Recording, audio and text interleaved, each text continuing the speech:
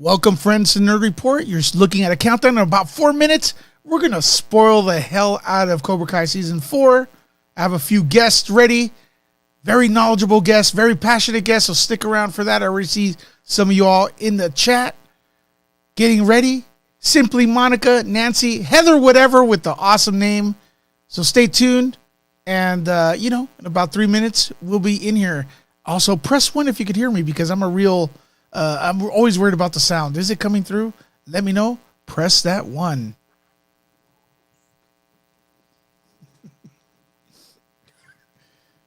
I just got flicked off, too.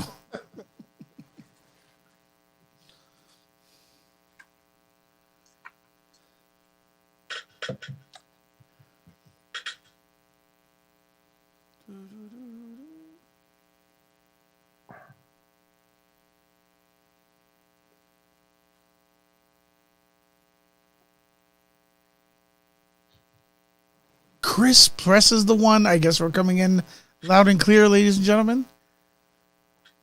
Cobra Kai discussion. Hiya! What's up, Collaborator Kiwi Studio?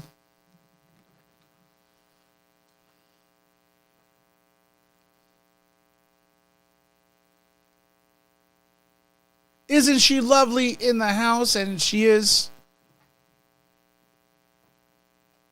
Or you are. Everyone is here on Nerd Report. Han Boydo. What's up? Nerd Report. My favorite. Let me hit that. Let me hit that thing right here. I think I got the right button. Is this the right button? Let me see. Nerd Report. My favorite. I think I hit the right button. I don't have headphones on.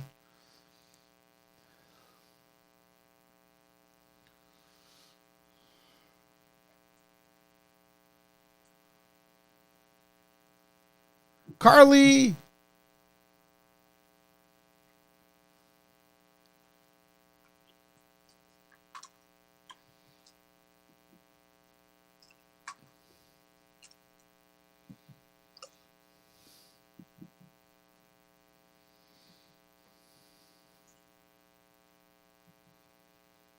This countdown's making me anxious. It's taking forever. I want to talk Cobra Kai, guys. I want to talk Cobra Kai.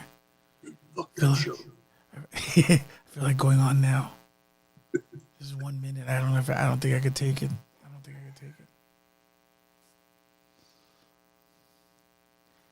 By the way, we're not on the air yet, but I have a crush on LaRusso. This is something. His Italian eyes are just so. Oh wait, is the mic hot? Oh shit! It's all about Tori for me. Good taste. Lewis wants to sweep the third leg.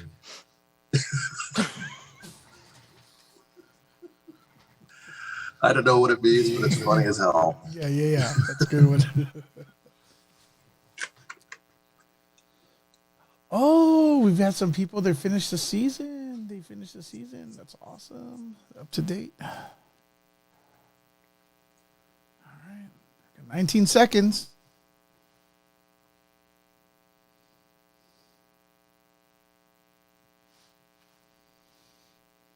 Press that like button. Share the video.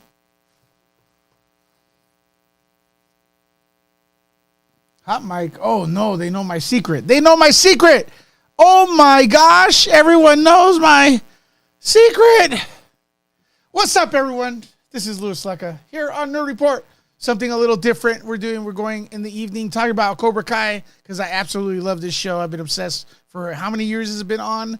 But hey, I've been obsessed since the beginning, since it was here on YouTube. You can check out my videos from back in the day doing predictions and stuff like that. And this is one of them. And it's going to be full of spoilers, and it's going to be full of fun, and it's going to be full of awesome guests. I got some guests in the panel, and I also have you all in here. Feel free to ask any questions and super chat, and we'll get to your question as well. But let me see if I got this technical stuff correct, because sometimes, I'm not that good at this. But I'm going to introduce my good friends. Both of these guys have been my friends for years, many, many years, and they're extremely knowledgeable about film, TV, but not only in like creating the stuff, just their passion, and that's what's going to get them on this channel, because I love the passion. First of all, let's introduce my man from Muse TV, Mike Sandoval. How you doing, bro? Doing good, doing good. Glad to be here. It's been some time since I've been on your show, so I'm happy to be back. Yeah, man. And I want to know if you guys could hear them okay, because we're trying something a little bit different. And my man, also, Art Mall. How you doing, bro?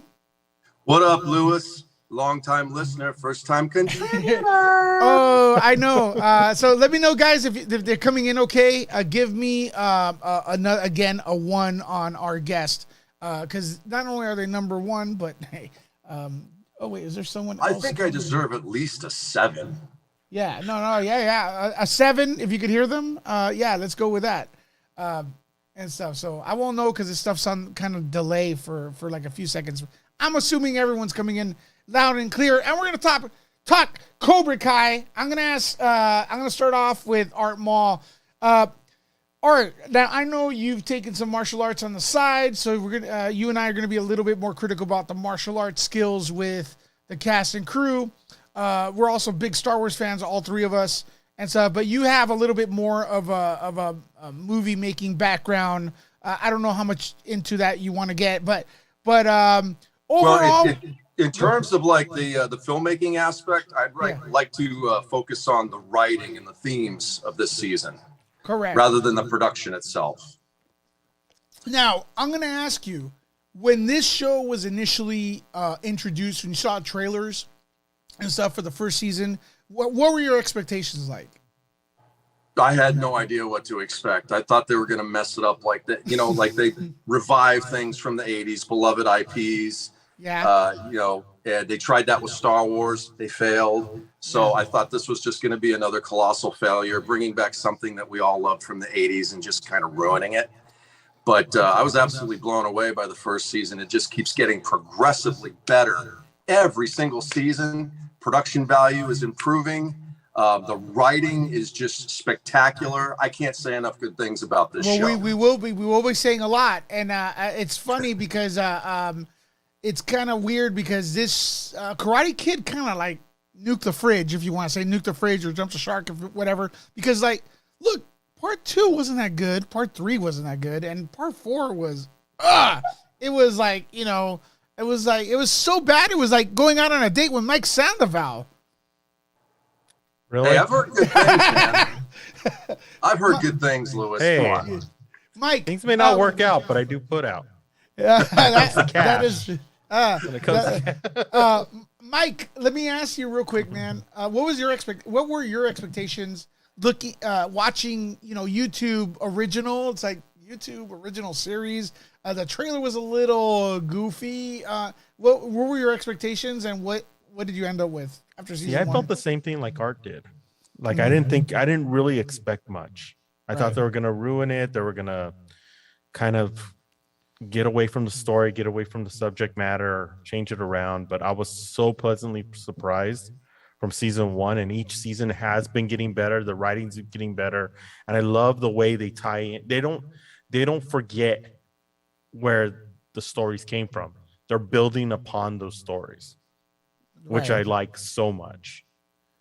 Yeah, and although a lot of the Karate Kid stuff, like from the 80s, was campy and cheesy, a lot of the teachings of, like, especially Mr. Miyagi, those things never change. They're things that, like, are, I don't know what the right word for it, but they're ageless, Timeless. right? Timeless. There we go. And it's like, so, especially with the martial art aspect of Mr. Miyagi, because Mr. Miyagi essentially is Yoda. And, like, Yoda is like a Zen Buddhist or whatever, traditional, do or do not. There's a lot of parallels between Star Wars and Cobra Kai, and which makes Star Wars look worse because, Cobra Kai is doing everything Star Wars should do. But anyways, so we're going to start talking about this season in particular. And the big bad reveal of what everyone was looking for was via the trailers is the return of Terry Silver. And right from the get-go, the first episode, Let's Begin, I believe it's called. I'm still getting used to what everything's called here. I have a little sheet. But they show us where Silver's been, what his relationship is with Kreese, and are they friends or what? Because there's something I was curious about. How do you think that was handled, Art? the relationship between Kreese and Silver, and Yeah, and where Silver Sylvia and where Silver was I at that actually point really in his like life. that because, you know, in the original Karate Kid, they were exploring this theme of classism, and they're kind of they're coming back to that, where Silver is now, he's a bad guy, but he's a wealthy guy, and he can pull a lot of strings financially. So I thought that was an interesting added layer to his character. Yeah, absolutely. What did you think where the show started with Silver and Kreese? Because they actually we're led to believe that after the events of Part 3, they stopped being friends because it's a toxic relationship, even though it's just, you know. So, Mike, what do you think? Were you surprised by that, or is that where you expected it to go? Because essentially, I'm going to say this: Terry Silver was, you know, macho, freaking, if you want to say testosteroned up, which I have no problem with, is, you know, personally, but he was a bad guy. He used it for bad. In this series, he's a hippie.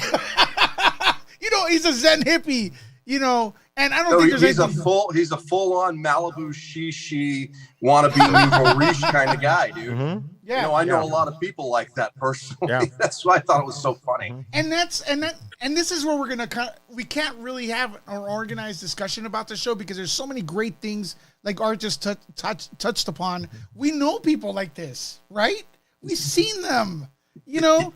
And it's like me, you know, I'm out of shape right now. I'm gonna get back in shape because Cobra Kai. What shape?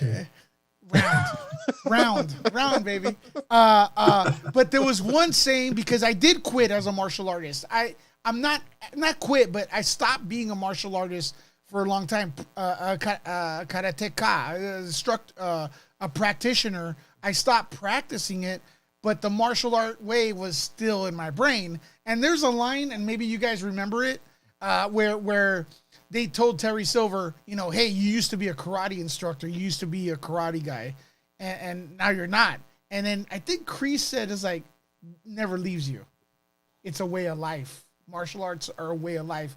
I thought, man, that is freaking awesome, you know, because that's how I felt. I related to that. Well, it definitely makes me believe that the writers of the show have taken martial arts themselves and they've really studied it, because they just nail it with the tenets of martial arts and the discipline and the way you focus and the training. Of course, the fight moves are not necessarily karate. No. Well, let's talk about that. I don't know how deep we could get into that, but essentially we know Miyagi-Do is Okinawan, which is Japanese. We don't know the exact origins of Cobra Kai, but there was a hint. There is fan fiction out there that I believe goes into calling Cobra Kai's origins from Korea, which would make it not a karate. It would make it a Korean martial art, which the Japanese and Korean martial arts are not going to call themselves the same thing. It's just, it's like going to, you know, calling it Kung Fu karate. It's not going to, yes, they are from Asia and they have similar origins, but we have not seen the real origins of Cobra Kai yet, or am I missing something, guys? I don't know. I think it was kind of hinted at in this season that some of the fighting skills they developed for Cobra Kai was a combination of like military self-defense and things that they had picked up in Vietnam to survive. Okay. So you don't think we're going to see a grandmaster of Cobra Kai in the future? No. There is fan fiction like that though. But this isn't fan fiction. Sorry, let me rephrase that. There is I've read it somewhere in the Wikipedia of Karate Kid that there is a master to Cobra Kai, but I could be wrong and stuff. Another thing I want to get into too is that I feel like when we get into Kreese's flashbacks, yes, he's a bad guy now, but they still haven't really explained why he's this. Why the old Kreese, the one that came out of Vietnam, is such a bad guy or so hard-headed or so bitter. Or did they? Do you guys think there's going to be more to Kreese's story moving forward, maybe in season 5? Probably, yeah. And I thought they already touched upon it in the season, in season 1, season 2, when they were going through the Vietnam flashbacks, and how when he went into the military, everything changed for him. His whole attitude had changed because he was kind of pushed around before he went into the military. Didn't know where his place was. So are you good with Kreese? That what we've seen of his past experience turning him into this Kreese, or do you think we're missing a bit of the story? I think that's what turned him into because there's one thing that you see in this season that you notice that he does have a heart. Does he though? Does he have a heart? Yes, I think he does. He does, because there's certain scenes where you see what Silver's doing, and he's like, "This may be going too far."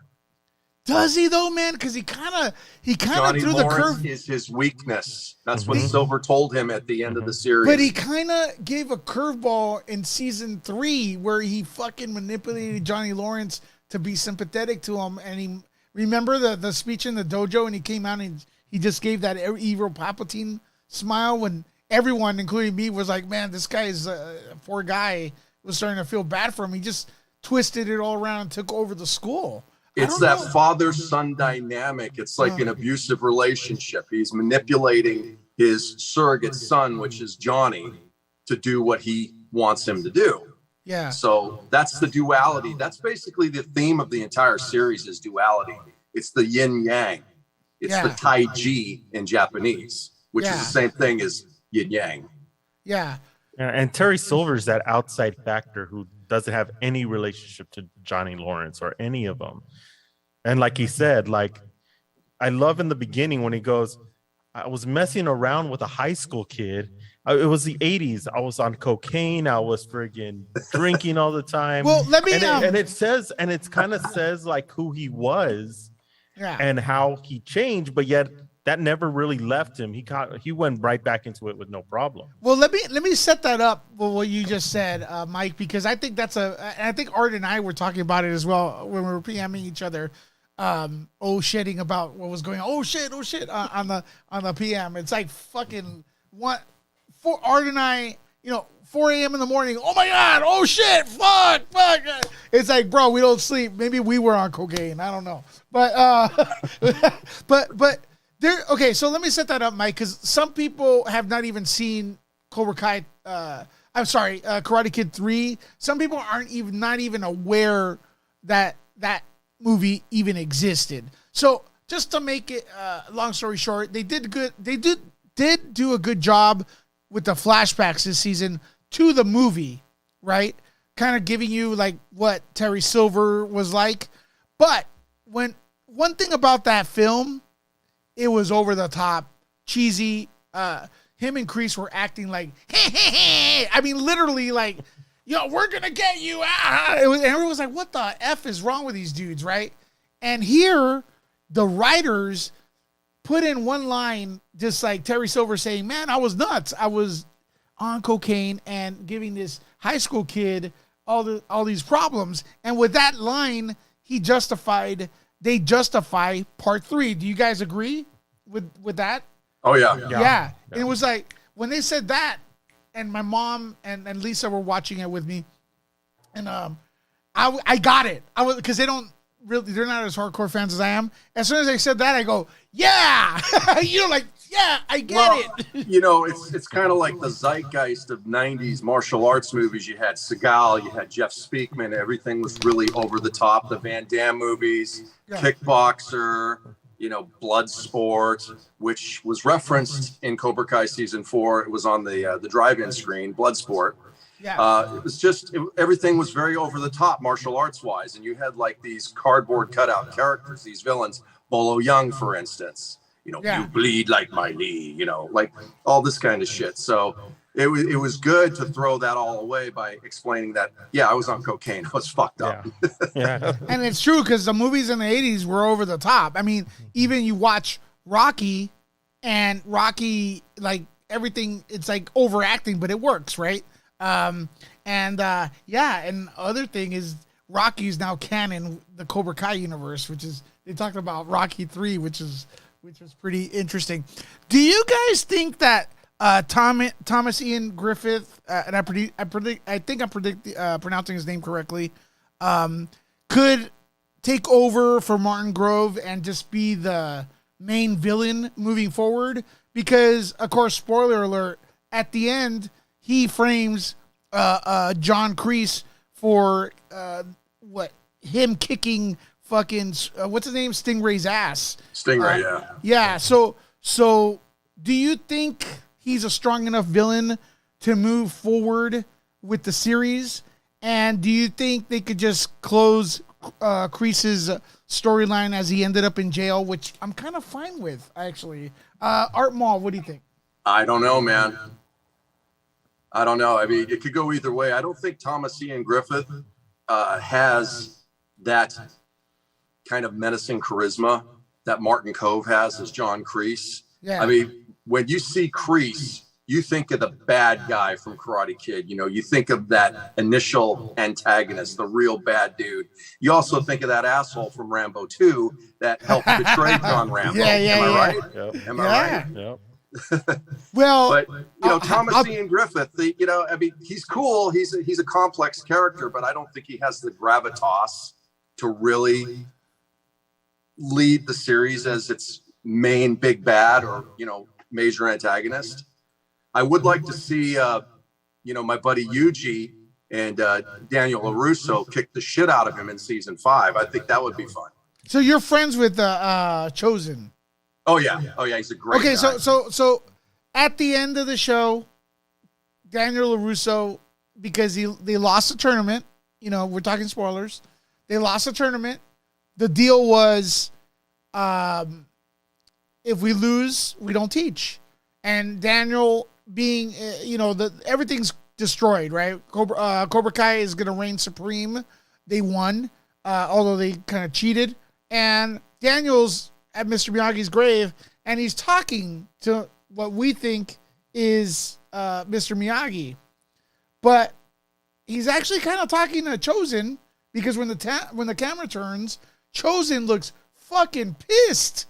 Like, he looks fucking pissed, bro. And I don't know where they're going to go from there, because a deal's a deal. And if Daniel LaRusso, as far as he knows, he lost the tournament fair and square. So why would Daniel LaRusso now freaking try to, like, alter the deal? Well, okay, so in order to kind of justify what possibly might happen, you know, Miyagi and Sato were friends in Okinawa. Yeah. So you might be able to rename that school to the Sato Chosen Miyagi or whatever. But see, it's a different entity, but it still has the same martial arts philosophy. But then Daniel and Johnny wouldn't be able to teach there, because remember, they were Miyagi Fang. I don't think we're going to see much of Johnny in season 5. I mean, maybe at the beginning. I mean, he's got his own side story. You've got like 3 storylines being set up right now. You've got the conflict between Daniel and Chozen and Thomas Ian Griffith's character Silver, and then you've got what's going to happen to Kreese in prison, how he's going to deal with that, and then you've got the Johnny takes off to Mexico to fight the narcos. I mean, let's face it, they're setting it up to be narcos, abusive narcos. You know, come on, it's it's going to be Zabka in Mexico kicking ass and rescuing Miguel, right? With Robbie, because that's already, someone took a picture of him and Robbie. They're going to Mexico, so I see Robbie bonding with his dad there, trying to rescue Miguel. Miguel eventually being a brother, like a brother to Robbie, and, you know, Johnny being like a father figure to them. But this show really throws curveballs. It subverts expectations, but not by fucking shit up, so like The Last Jedi did. So I don't know, man. After that Stingray twist, I don't know, guys. That shit took me by fucking storm. I was like, 4 a.m. in the morning. I'm like, I look at my mom, I go, what the fuck? Because I totally thought that, you know, Silver won the tournament and Miyagi-Do was done. And then Stingray came out of the coma and told on Silver, turning all the students against Cobra Kai. I thought that was going to be the ending. But the ending they came up with, I was like, I got my phone and I'm like, fucking wake up, Art. I don't give a fuck. It's 4 I wasn't a.m. in the morning. asleep. Are you kidding me? I was not asleep. I was awake. Tell me to wake up. I was awake for the whole thing. I need a fucking rant, but you were a few episodes behind me, right? Yeah. You were behind me. Do you guys think anything is set in stone here? Do you guys? I mean, they're doing a great job with the curveballs, right? Or did you guys have trouble predicting what direction they were going, Mike? And with Stingrays, Twists. no. With Stingrays, no. I knew where it was going. And, did? Yeah, because You thought he was gonna. You knew he was gonna frame. Yeah, because it's like because he just wants to be a part of Cobra Kai. He doesn't care who he pisses off. He wants to just be a part of the group. Man, And but not to I that knew he was extent. and after being beat up by friggin' when he went into the dojo and being talked down to, I mean, of course he's gonna frame Mario Kobe, and he's scared of friggin' Silver. Do you think it's fear doing that, Art? Or do you think- Money. Mm-hmm. Well, no, dude. I mean, money and fear, because he did get his ass whipped pretty hard by him. Yeah.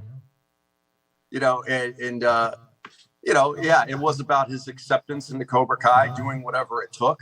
Yeah.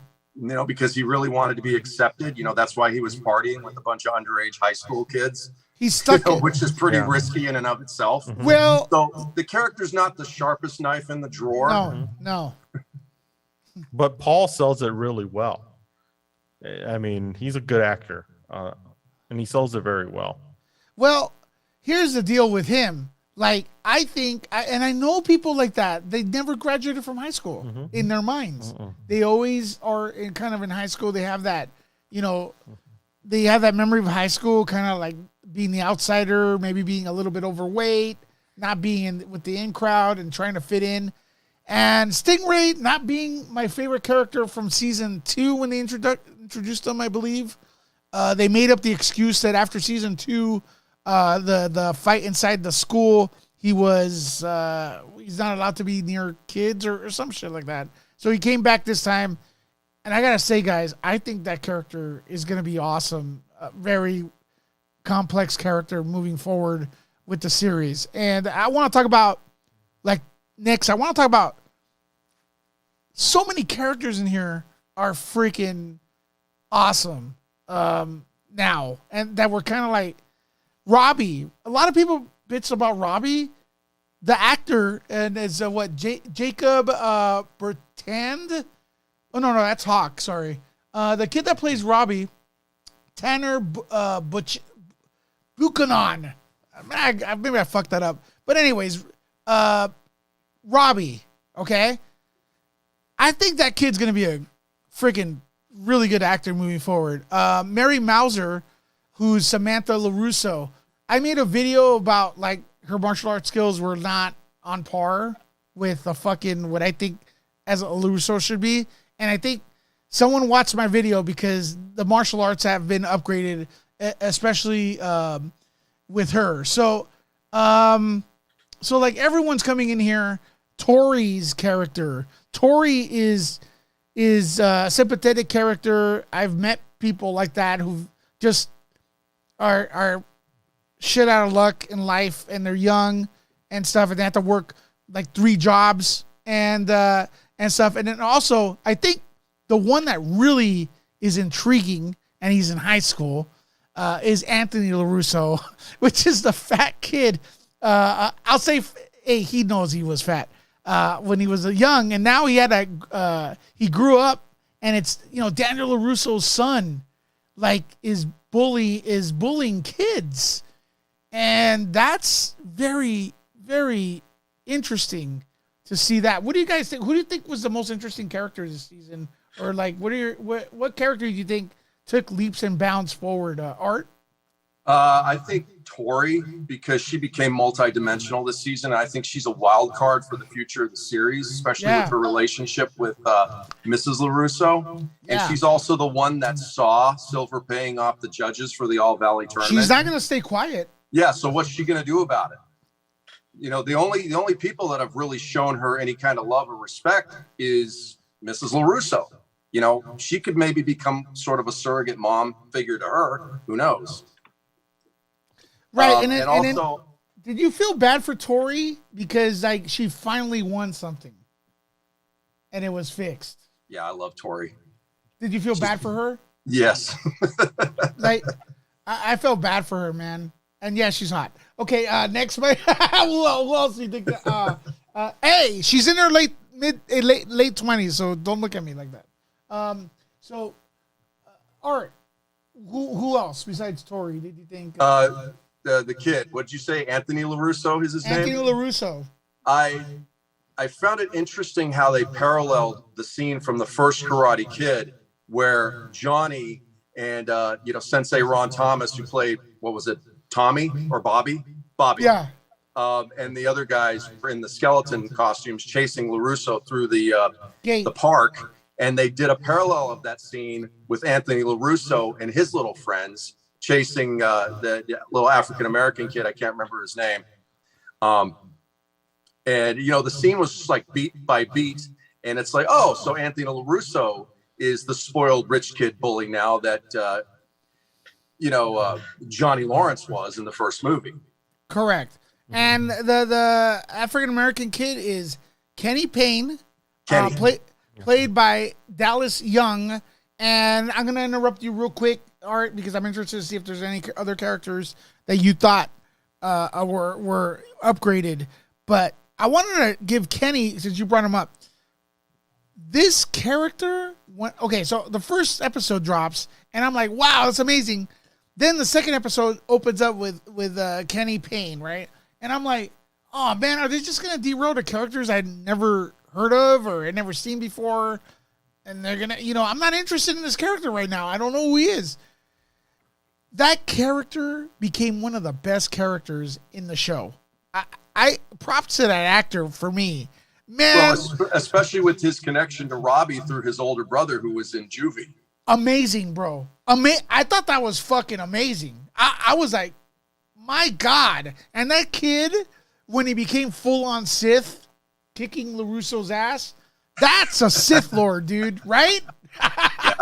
With that smile. Always comes back to Star Wars, doesn't it? Has to, bro, because that's why I do this. I do this for Star Wars. Lucasfilm, I know you're watching. I love you guys. I love Star Wars and stuff. Please get the people who are in charge of Cobra Kai to direct your movies, please, or write them. The dynamic, the rule of two, the betrayal, the skill set, the coming of age, the dark side, the light. Get them to direct it, please. No more book of nonsense. Anyways, Art. Art, anyone else upgrade for you? Let's see. I really like what they did with Hawk's character. He's kind of come full circle. Yeah. Where what's Dimitri, right? Dimitri's his buddy. Dimitri, yeah. They started off as great friends in season 1. They were the outcast nerds. They played Eli. Dungeon Lord together. Eli. It's Eli now, right? It's no longer Hawk. Eli Moscovich. Got Moskowitz. Yeah, Moskowitz. Yeah. So he came full circle, and he was also a very valuable asset to Miyagi-Do karate because he was the male champion, boys under 18 champion. Let's face it, he's a badass. Yep.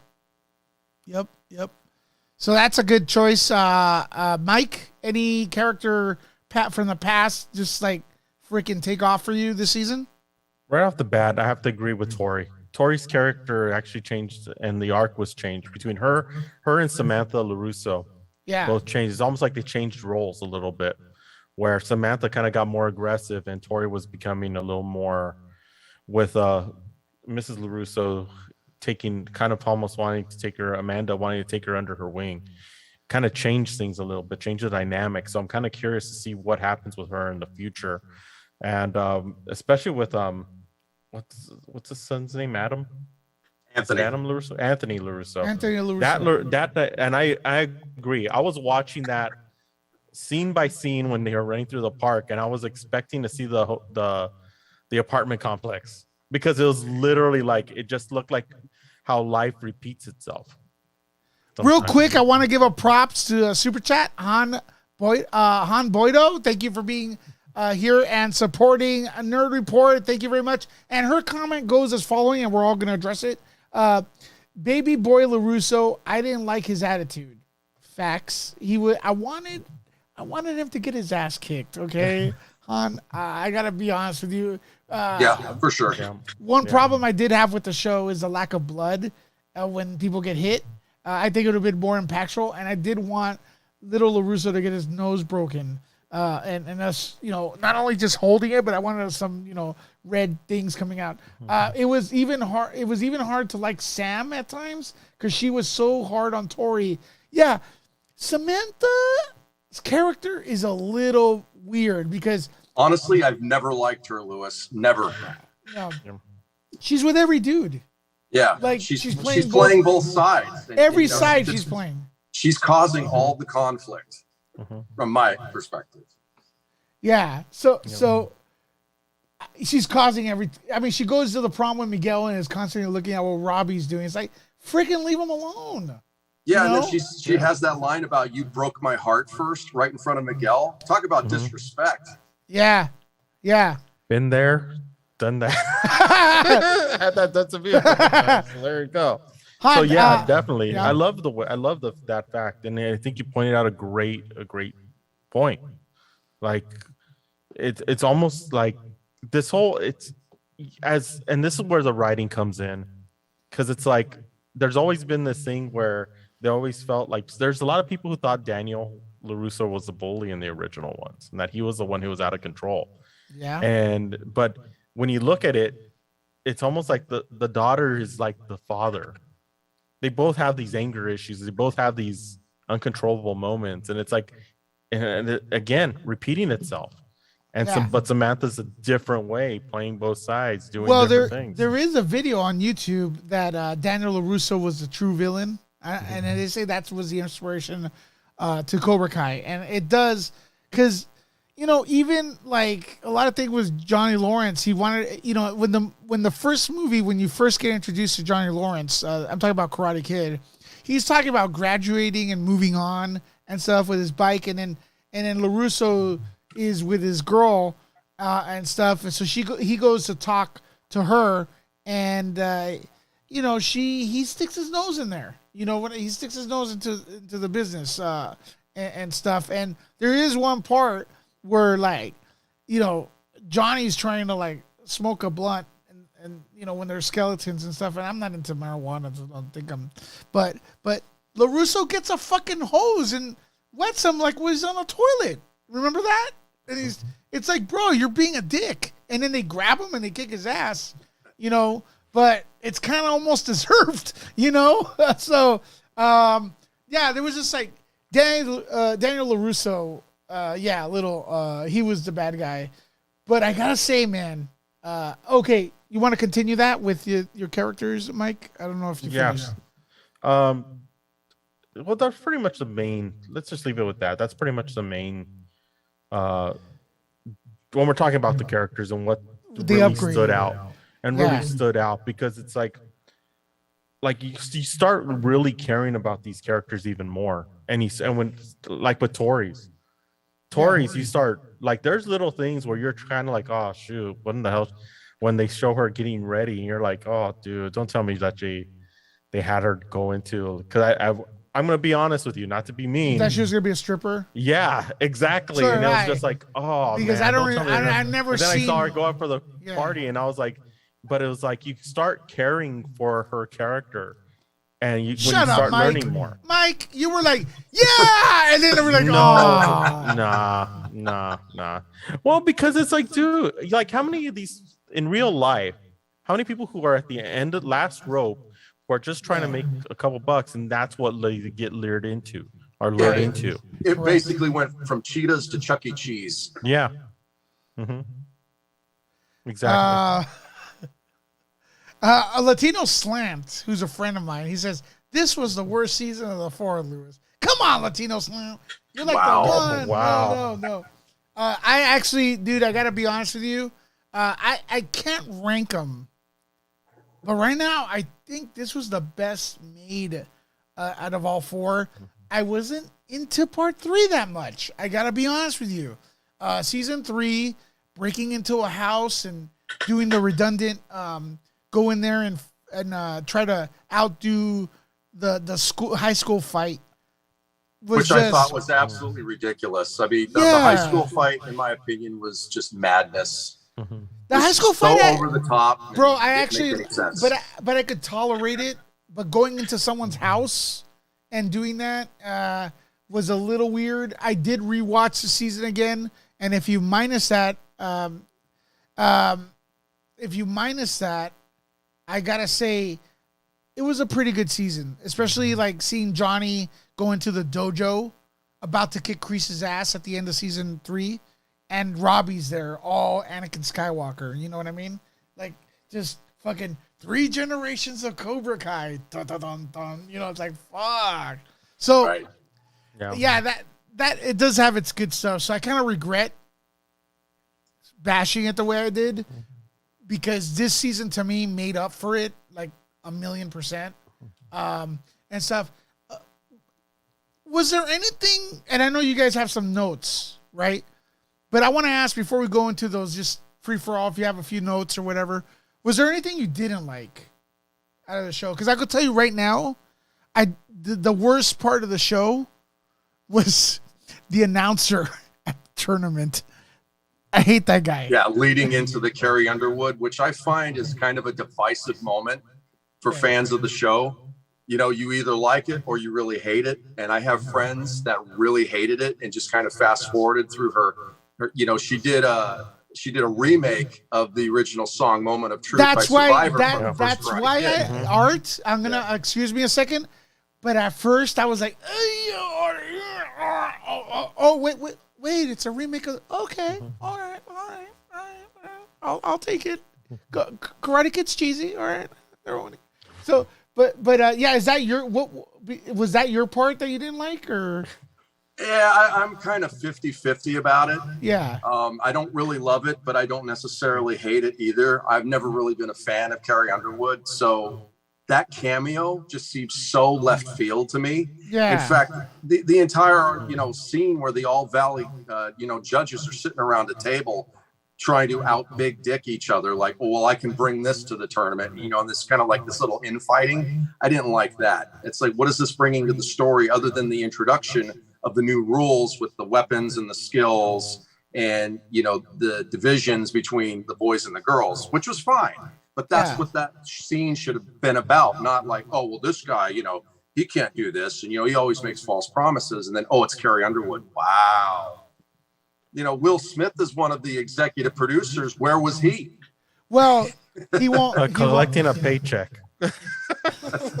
He won't go on. I don't think it has much to do with the show other than just to have his name on it. I'm going to follow up with Han had another comment there. And, she said that the fight with the double date fight was cheesy. But, also we want to stay, in my opinion, I want to stay a little bit more connected to that. Yeah, that movie is cheesy, but it goes serious when it needs to. That's the difference. It doesn't just go cheesy all the way to like irreparable damage. So what? Carrie Underwood. Can I say something about the prom fight really quick? Yeah. I noticed that the dance moves that Tori and Robbie were doing was very reminiscent of when Cha-Cha Gregorio took over for Sandy in Greece, and that's what she and Danny Zuko were doing. So I don't know if it was a little intentional nod to Greece, but it was almost the exact same routine. So that's why I kind of dug that. And they turned it into like a dance fighting type of thing. So I agree with you about the tournament. People were a little bit weird. And I think the announcer was a little bit, oh, Valley Karate. I was like, get the F, dude. It's like, come on, Lewis. You know how many people we've met who've been announcers who are pretty much like that? Are you talking to me? Not you. I'm talking about the people that we're usually at press conferences with. How you doing, everybody? This is Louis Lecca here on the Nerd Report, and I am so excited. And let's imitate the people at the press conferences. Ever since I was born, I've been a Karate Kid fan. Unbelievable. I came out of my mom's womb and she introduced me to the Chicken and Karate scream. Kid. I am the biggest fan.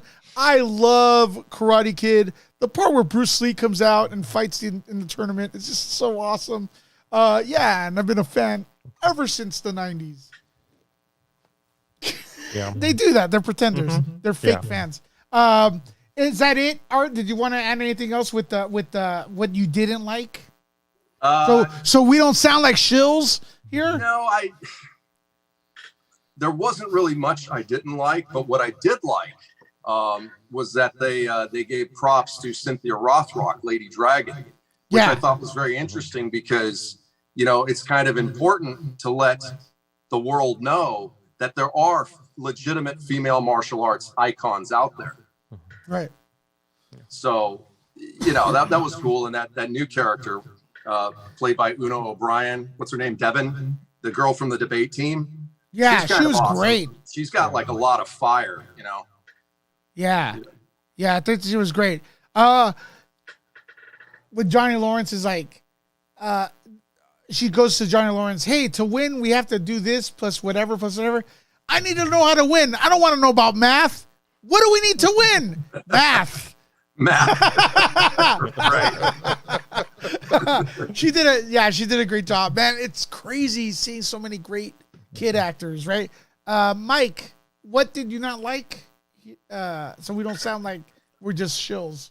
The only thing that just threw me for a curveball was when Carrie Underwood came out and all that. That threw me for a curveball, and I was like, oh God, please no.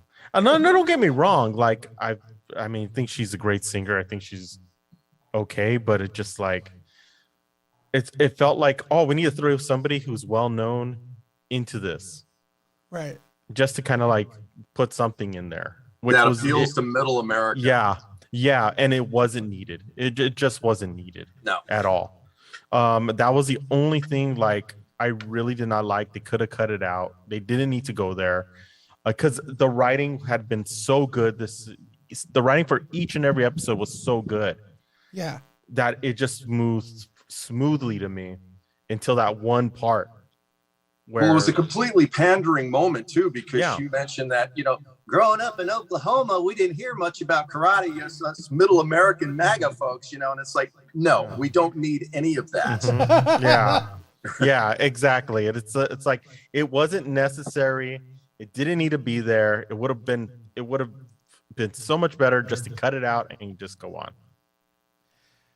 I do feel that if you watch the original movie and even part 3, the tournament moments, the arena seemed bigger and more realistic. And this seems like, I don't know if it's a budget thing or they use different cameras or different cinematographers. But if you look at the original fights, like the tournaments, they seem like to be an arena full of people, bigger venue. And stuff. They were using wider angles because they had a lot of background actors for that, you know, to fill the seats. Okay. So, that's why Art Mall too, needs to come in here more. That, you know, and also too, like they're filming in Atlanta. So here, I mean, where did they shoot that scene in the original for the tournament? It was right here in the valley. Everything's in the valley, bro. Bigger space, and like Art says, like Art said, they had to fill it up with more people. Right there, it looked like a high school gym that they just put it into, and boom, there you go. Well, actually, those sets, I was looking at the making of season 4. Some of it's like indoor sets. Mm-hmm. So I think that kind of does. And, if you're tuning in right now, we're talking spoilers for Cobra Kai season 4. And of course, you're probably thinking, man, these guys hated it and they're bitching about it. Actually, it's the opposite. We're just looking for excuses to nitpick at it, if you ask me. So anything else you guys want to add to the not like list? If one thing that you could say that was the most badass moment of this season, what is it, Art? Wow, there's just so many. Pick one, Art, that everyone's looking at you. So for me, when Daniel San finally learned to incorporate the Lawrence offensive style, because it's all about the yin and the yang. You know, these guys are working together and then they break apart and then they finally understand the true philosophy of yin and yang. Light cannot exist without dark. You know, offense cannot exist without defense. You know, and I really loved when LaRusso was getting his ass kicked with the pitching machine, and then he started being more aggressive, and it was a very effective technique. Of course, I also liked the twist at the end where Kreese gets arrested. That was awesome. Yeah, that was nuts, bro. Mike? That ending just got me so excited. And I was like waiting already, like, when is season 5 going to drop? Because it just left you wanting more. And I love when shows do that, where I'm like at the end and you get so excited that you want to see more and you can't wait for what's next. The fight scenes between when Johnny's teaching Daniel LaRusso about his style and their own style, that was friggin' awesome, because it's like, for me, it shows how Johnny is like the better fighter. He picks it up faster. He picks it up quicker. Like you could tell he kind of like knows that balance. Like he doesn't agree with it, but he's willing to accept it and he picks it up quickly. Whereas Daniel's a little more reluctant to do anything. I love that. Miyagi-Do seems to be focused more on like the kata aspect of karate. Yeah, Cobra Kai doesn't have kata. For me, right? For me, that was always kind of like the major impediment between me getting my next matriculation of belt was memorizing all the katas, because I never really understood that. I was like, katas are kind of bullshit, but you know, they absolutely are necessary to like center you and balance you. Yeah. You know, when are we going to get to the sparring? Well, to me, like when I learned katas, like they were the moves that you would use in sparring were hidden in the katas. Like, for example, if you go, you know, you see this or whatever, it's a block, but it's in the freaking kata or whatever. It's just the moves were hidden there because there's so many moves in the martial art. And I noticed that Cobra Kai doesn't have that, and I think it was funny because Daniel LaRusso, he called it out. He goes, "When you train the students, what are you going to be doing? Front striking all day?" And it's true, because it's funny when you walk into Cobra Kai, all they're doing is hey-ya, hey-ya. That's all they're doing. Hey-ya. It's like walk in the next day, hey-ya, hey-ya. It's like the same fucking move over and over again. And I just got reminded, man, because this season was so fucking awesome to me. They're back in the old dojo. Did you guys get that? Mm-hmm. They're back in the old fucking dojo. And they probably recreated the one that's over here in West Hollywood, because that place is still there. North Hollywood. It's in North Hollywood, isn't it? Okay, so North Hollywood is the outside, where the mom. I think West Hollywood is West Hollywood is where the mom was eating with Daniel, and they see the Cobra Kais come out of the school, and they look at Daniel in the first movie, and they laugh. And it's like, and then the actual inside is in the valley, but I'm sure that this season they made a set for this. Unfortunately, of course, yeah. So, and also Nicole Brown returns. Aisha Robinson, which I predicted she would return. They blew her off in the last season. It was kind of weird, but I predicted she was going to come back in and but wasn't there something going on with the actress and the producers, like some kind of real life stuff? I believe something like that, but they brought her back, and I always predicted she's going to come back as like a give Samantha LaRusso some advice, because the excuse was that her parents, they're rich. Their parents didn't want her to be involved with the violence inside the school.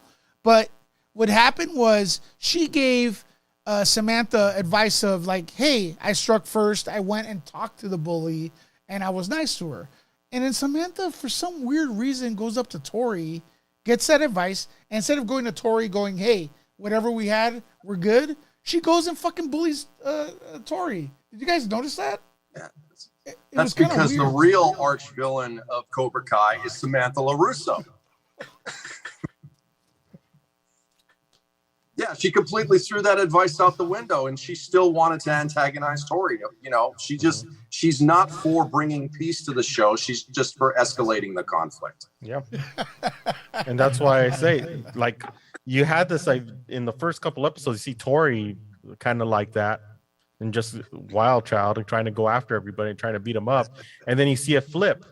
And Samantha's that person who just wants to beat people up, and that's it. Yep. All right. So I think Art said he had some stuff written. I don't know if we went over it all, but Art, did you want to? We're almost in an hour here, and then after this, I want to have you guys predict season 5. Well, I think I pretty much discussed everything that I've got written down notes wise. I mean, we talked about Cynthia Rothrock.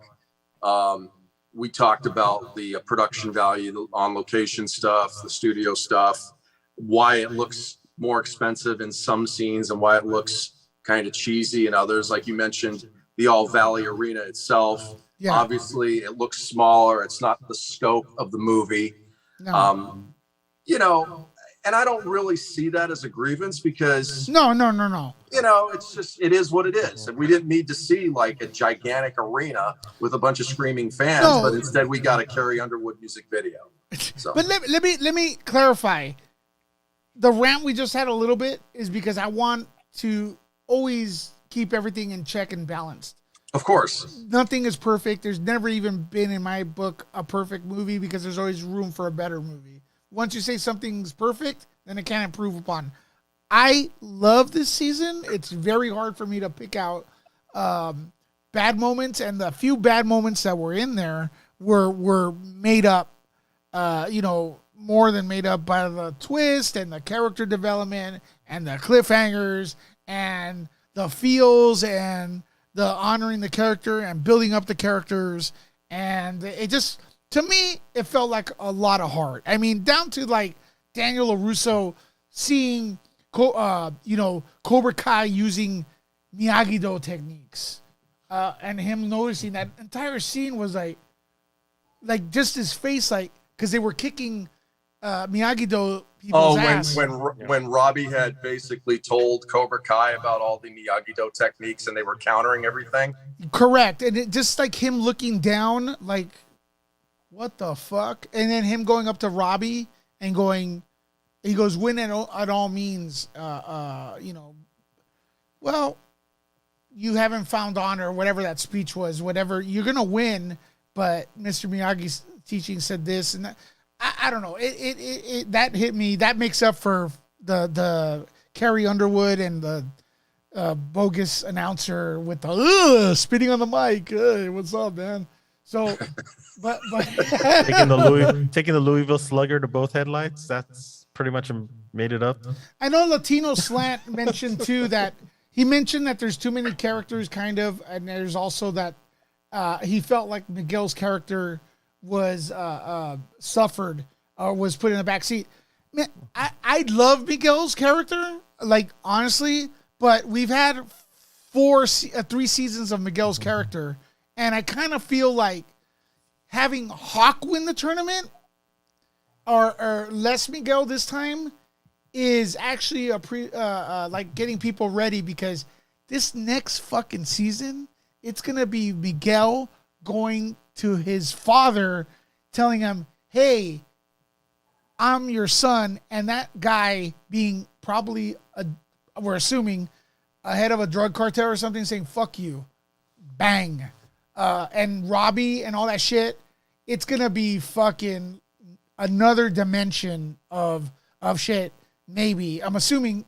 We don't know, because, again, the writers are good at throwing curveballs. So next season, it's going to be Miguel. But the show's called Cobra Kai.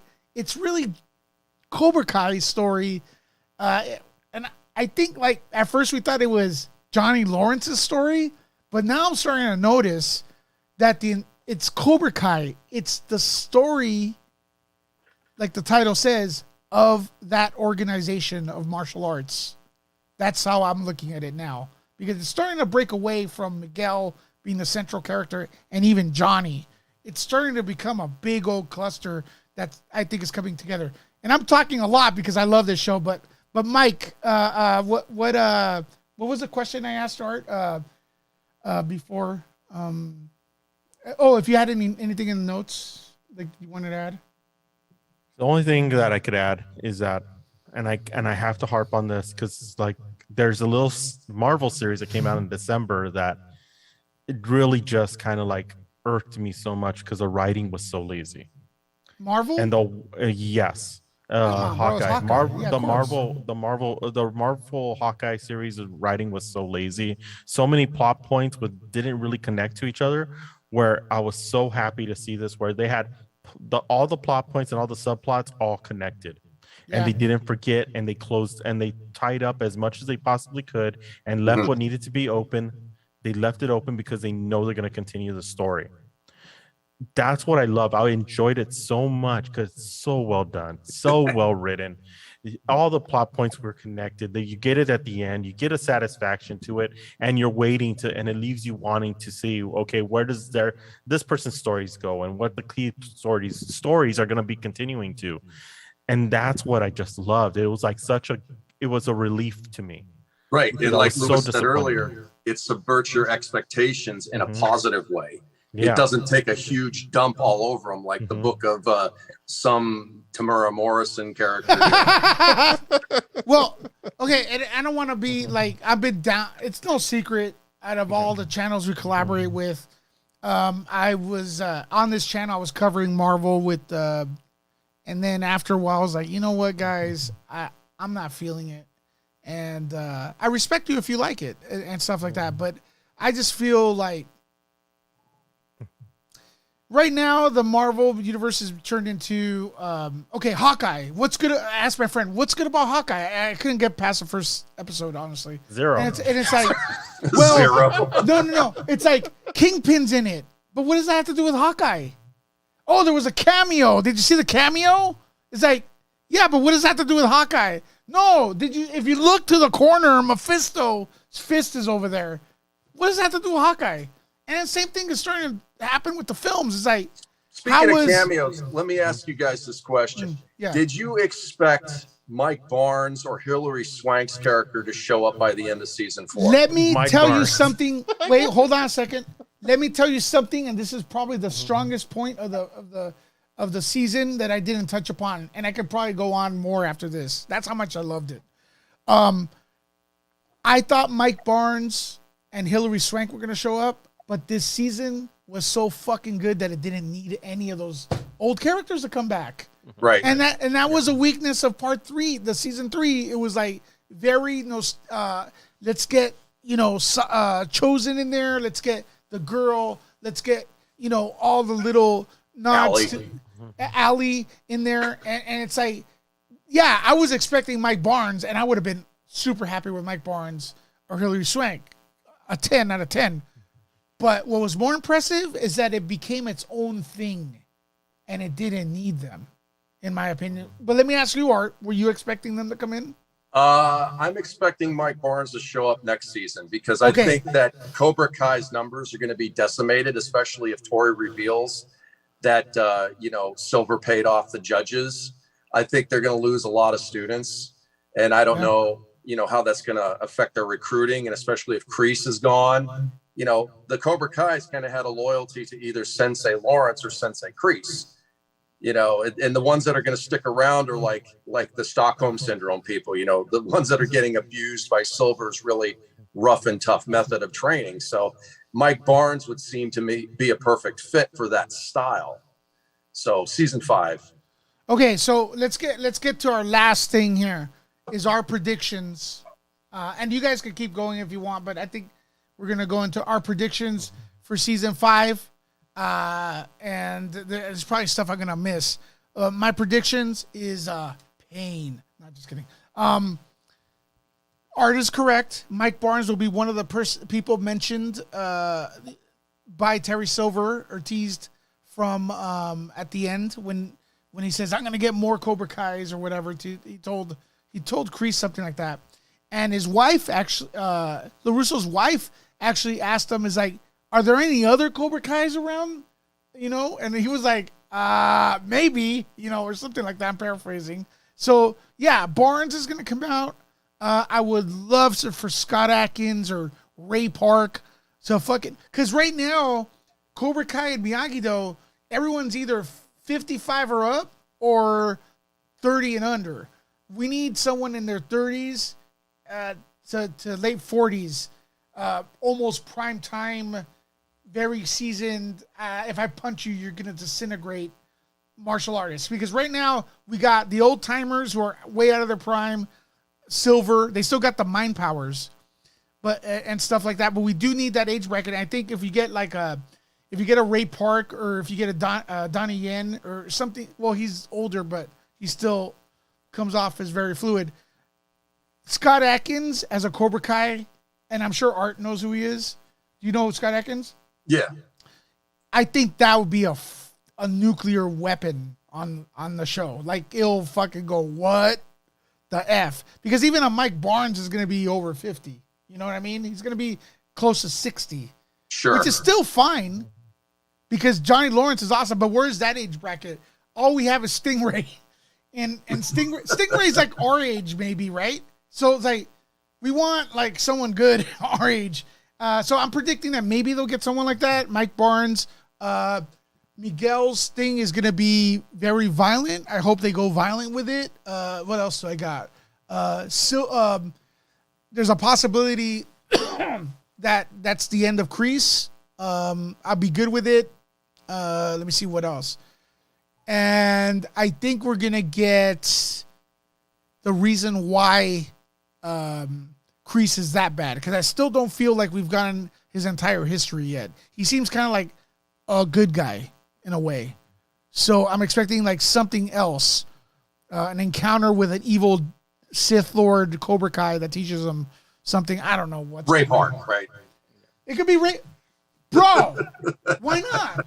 Why not? Double-sided lightsabers, I'm telling you. Why not? Hey, there's my Dude, you laser got it. katanas I talked about, dude. Yeah. Laser katanas. Mike Sandoval, what's your predictions for season 5? One, I think Mike Barnes is going to show up. I think almost that's going to be for sure. I think we're going to see more into the Miyagi-Do, the style from a little bit more of that scroll or whatever. What is that scroll? See, I there's think so it's much gonna to talk go. about. I What think is that. that I think scroll? that's gonna go more into it, Yeah. and it's gonna tell because we haven't seen like when we saw Miguel got his back hurt. We didn't see all Miyagi thought, healing. yeah. So I'm curious what the scrolls are gonna tell, and I think they're gonna go into it a little bit more, especially now that Chosen is there and knows a little bit more than Daniel Why is does. Chosen so fucking pissed though? That's what I'm gonna. That's what like Chosen looks fucking pissed, bro. Like what the? Well, fuck? I mean, to take the style to really maybe because they stole the style and the fact that they're using some of what was part of that because it isn't Mr. Miyagi's is the only carrier of the thing. It's from Okinawa and that's their origin in their family. Right. Chosen's master Sato. Mm-hmm. He and Miyagi were best friends, and they Yeah. created that style together. Mm-hmm. Exactly. So there's links Remember to his past as well. Remember when Yoda died in Return of the Jedi? And I know a lot, maybe Art doesn't like Return of the Jedi as much, but I still love this moment. It's like when Yoda died and Luke comes out and goes, he's just talking to R2 and he goes, I just can't do it. I just can't do it. And then Obi-Wan comes from the shadow and goes, Yoda will be with you always or whatever. Fuck. When LaRusso was talking to the tomb and fucking they turned the camera to the Chosen, bro, it was almost like a parallel scene. You know, even like it kind of like it reminded me of Rocky 3 when Rocky's inside the fucking Mickey's gym and he hits the bag and you hear Apollo in the background. That's not the way you do it. Remember that? Yeah. Fuck. No. I gotta go in a bit. I gotta rewatch season 4, man. Yeah, that's why I say like I think there's a lot that's gonna be dealt with in season 5. I mean, Miguel's storyline is gonna be the hard one. That one is gonna be where they're gonna have to tell a hard story on what. I'm hoping it's not just like he gets there and it's a throwaway type of story that the dad passed away or something like that, or No, or there the has dad to is be a something. lot There of has to be conflict, meat Mike. to it. A lot of there conflict. has to be meat to it, because if not, I'm gonna be very disappointed. Bro, what about when Miguel told Johnny Lawrence, "I love you," and he goes, "I love you too." Fucking Yeah. rock Man and tears. roll. That was. Man tears at that moment, dude. Mhm. I And I almost don't called even you have to any cry, kids. Art. I almost called you and Mike. I don't have any kids, dude. It still got to me. Yeah, I mean, It's nothing to do with really kids, bro. stressed. I looked at my mom, like we were watching at 3 a.m. in the morning. I go,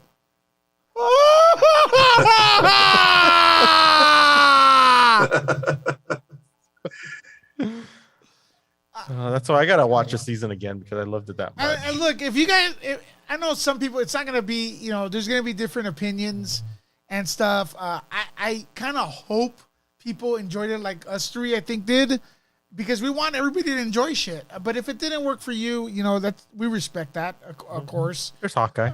Yeah. There's. Han Boydo said, "Let's get Clint Eastwood in there for season 5." Man, what's up with Terry Silver? He got the actor got taller, man. Like, if you look at part 3, like he's way taller than everyone. Even Kreese, I know Kreese probably shrank a little bit.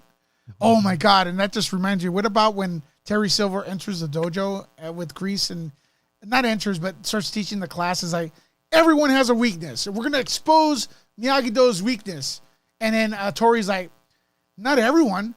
Sensei Kreese doesn't have a weakness, and then Silver goes, everyone has a weakness, and then Kreese was like, fucking Kreese's face, bro. Like, I have a weakness? You fucking get out of here, bro. Like, goddamn, man. Goddamn. Any last thoughts, guys? Give you the floor. Nah. You're exhausted. Waiting. We could do this again down tomorrow. to season 5. Yeah. Yeah. What about speculation on when season 5 is going to be released? Okay, so we know it's been filmed. Right. I don't want them to rush it. In a weird way, I'm good with waiting a little bit, and at the end of summer. I want the end of summer, August, to be the day season 5 drops. And if they said, "Hey, we'll release it next week," the reason I'm good is because I have to digest part 4, and I think people need to digest season 4. Says the man who's about to watch it for the 4th time. Correct. Because you know what? The second time I saw it, I noticed more things. For example, when Terry Silver went and spoke to Kreese and goes, "I thought I was doing what you wanted," and apologized to him, and Kreese was all teary-eyed. He left that scene, and it's the exact same mannerisms he used when he went to Miyagi-Do in part 3 and was trying to seduce Daniel LaRusso to join him. Like when he told them that Kreese died and whatnot, and he turned around and gave that evil smile. So there's a lot of details the writers put in there, but they didn't put it in your face.